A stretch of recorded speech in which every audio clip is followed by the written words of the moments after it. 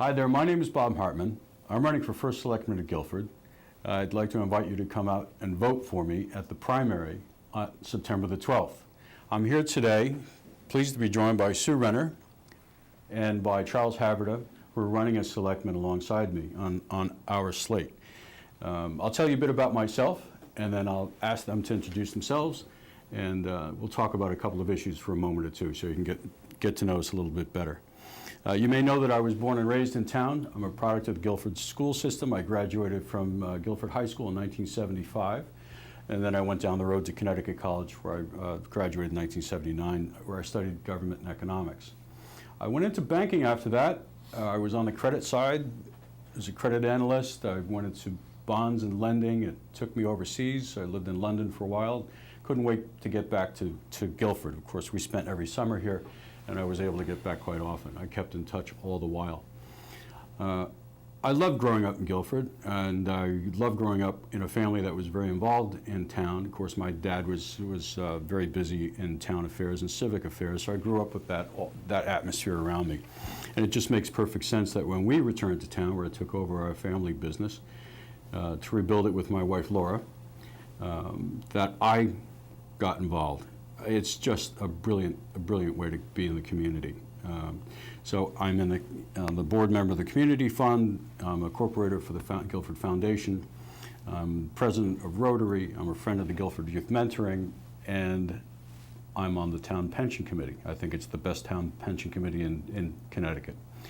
I look forward to being first selectman because it's a job of management. It's just not about employing my financial skills. It's a relationship job. It's about management. We've got 37 different volunteer agencies, boards, and commissions in town, which I think is brilliant. And it's about keeping everybody on the same page, keeping government open and transparent, and your access to all of us on the same level all the time. We're facing some issues, but we'll get to that really after. I think it'd be nice to hear from Sue and Charles. I'm so honored to have them on our slate. I look forward to working with them. Thank you. Oh, okay. Good afternoon. My name is Charles Havrda. I am presently a member of the Board of Selectmen. I feel like the old guy here at the table. I've been in town since 1972 when I met and married my wife, Marlene. She was a second grade teacher, just recently retired up at Melissa Jones. My two boys were educated throughout the Guilford school system. Both have advanced degrees at this point. And I personally, I learned my lesson about, you don't get to retire until you find your replacement. And I'm so enthusiastic about this slate that we've put together because we have Sue with all of her experience on the Board of Ed, myself, 8 years on the Board of Selectmen. It looks like I'm going to be the only incumbent running on either party this year, and hopefully I can bring my experience both on the Board of Selectmen, on the other committees I've been involved in town over the years, planning and zoning, charter revision, economic development. I hope I can bring all of that experience to bear. Needless to say, right now, because the Board of Ed budget is such a big part, something like 2/3 of our town budget, having Sue aboard is really going to be invaluable. Everybody reads the papers. We know what all the commotion is now about cuts and that type of thing, and tough decisions are going to have to be made, and it's going to take cooperation and discussion and figure out the best way for all of the taxpayers to appreciate what we offer as a community. Sue, I don't want to take over the camera here. No, that's fine. My name is Sue Renner. I grew up here in town as Sue Koch, graduated from Guilford High School in 1978, so I was a few years behind you. That's right. We actually didn't know each other then, but we recently had a conversation about being in Guilford Lake School, both of us. That's right. As little ones. I'd like to think of myself as sort of the boring candidate. I've had the same job for the past 23 years. I'm the treasurer of American Cruise Lines. I've had the same husband for going on 30 years. I like to refer to him as my first husband, Phil. But I've lived in my home on Norton Town Road for 28 years now. I'm completing my 2 terms on the Board of Education. So I've served on the Board of Ed for 8 years, and one of the most eye-opening and gratifying aspects of having served on that board is that I have seen the town working together. That's not common in towns. I don't know if it's just Connecticut or across the country, but there's often a fight between the board, the education side and the town side, so to speak. We're all competing for the same dollars, but you do not see that in Guilford. And there's a huge level of cooperation among all the boards, the Board of Finance, Board of Ed, Board of Selectmen. For example, in our budget process, we meet in December. We meet up front to go through some of the assumptions, the values, the things we hope to accomplish with our budget. We meet again a few months later. There are no surprises. Everyone's on the same page. And I think that's one of the things that really makes this town work well.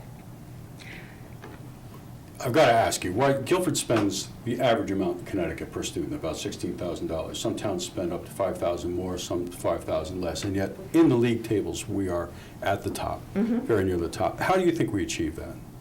I think that it's all coming from the top, the decisions made at the top level. Yeah. And we've been focusing on the principles of learning, which are some concepts developed about the way kids learn and how we can best set up the school system to support them. And one specific thing that we've done over the past, as long as I've been on the board, is instructional coaches who work with the teachers, not directly with the students, but with the teachers constantly to make them better teachers, much as you would have a batting coach on a baseball team. Right. I think those are some of the aspects that set our school system apart. And as Rick Misenti, the principal of the high school, loves to say, there are 3 things that you need for an excellent school system. It's a great student body, it's the great teaching staff, and it's the support of the community. So once again, we're all in this together. Excellent. It's just fabulous. Speaking of the challenges, of course, we're faced with budgetary constraints that are going to emanate, we think, from Hartford. We don't know yet. We don't know what the damage will be, but we're expecting significant damage. We've got to face the issues. We understand that we've got to maintain value for the people who live in town. It's impossible, it's incredible to ever represent at this stage to anybody that we can cut taxes or willy-nilly cut taxes or keep it all the same. We would if we could, that we would if we could. But in terms of a value proposition, the things that we need to protect really are, we've got to protect the people from the town, from the bad management in Hartford. We've built up under the Mazza administration an $8 or $9 million contingency fund. We've hit the nail on the head with this high school when we got it in at the time that we did with state help we never could get before. We've got a AAA bond rating that, given the rate at which we borrowed for those bonds to finance the high school, it's saving us $26 million over the life of the bond. That's brilliant. That's a great foundation. Where do we go from here? I know that talking to, for example, Dr. Freeman, he's aware that something's going to happen, but he wants his hand on the knife so that we maintain value. Would you agree? Absolutely. Yeah.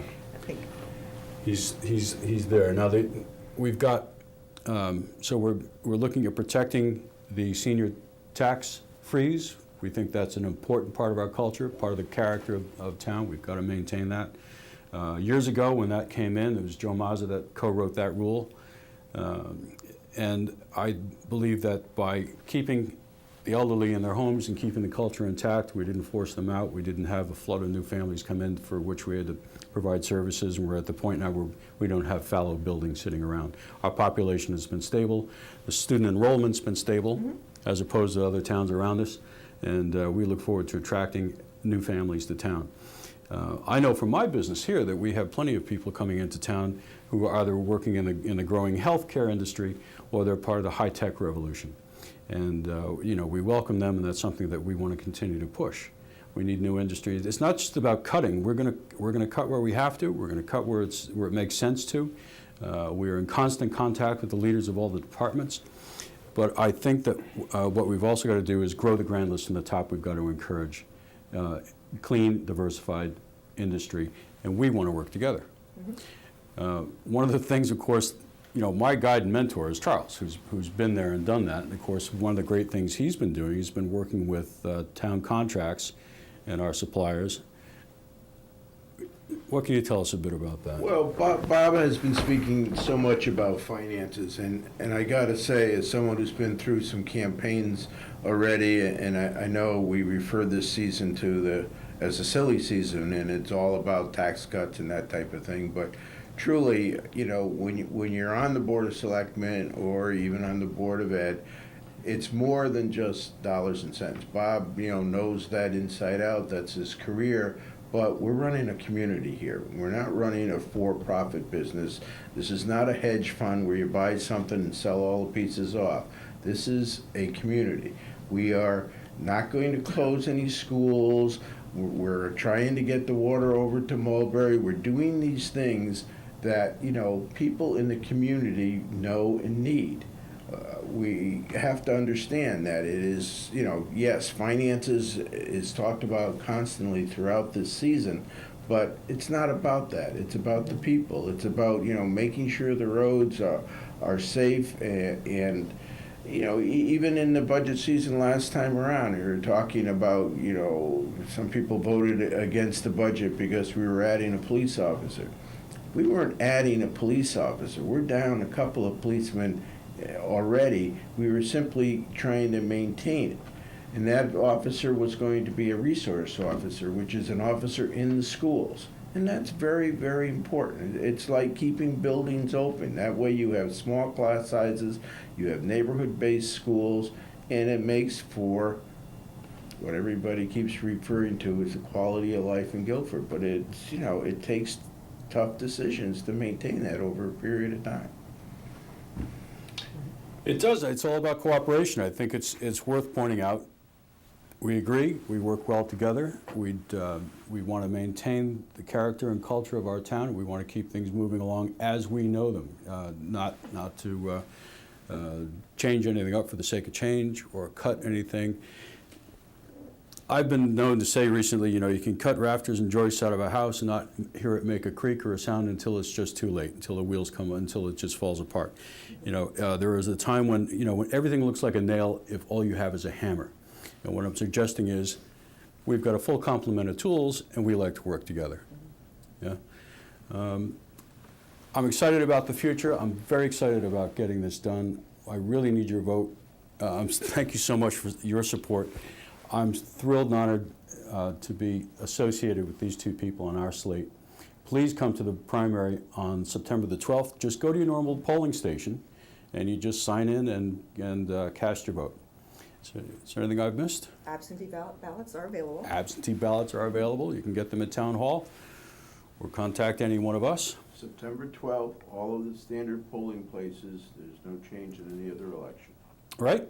Okay, if you need either any questions you have Bob's phone is available. We have websites available. We can answer any questions. We can give you a ride to the polls, whatever you need. Yeah, by all means. Thank you both. Thank you, Bob. And thank you.